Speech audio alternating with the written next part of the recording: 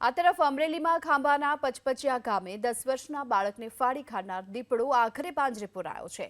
પચપચિયા ગામે 2 દિવસ પહેલા વાડી વિસ્તારમાં પરિવાર સાથે ખુલ્લામાં સૂતેલા બાળકને દીપડો ઉઠાવી ગયો હતો અને મયુર સોરઠિયા નામના બાળકને દીપડાએ ફાડી ખાધો હતો। વન વિભાગને બાળકના શરીરના હાથ પગ સહિત અવશેષો મળી આવ્યા હતા। આથી વન વિભાગે માનવભક્ષી દીપડાને પકડવા આસપાસના વિસ્તારોમાં 6 જેટલા પાંજરા ગોઠવ્યા હતા। 2 દિવસ બાદ આખરે આ માનવભક્ષી દીપડો પાંજરે પુરાતા ગ્રામજનોએ રાહતનો શ્વાસ લીધો છે।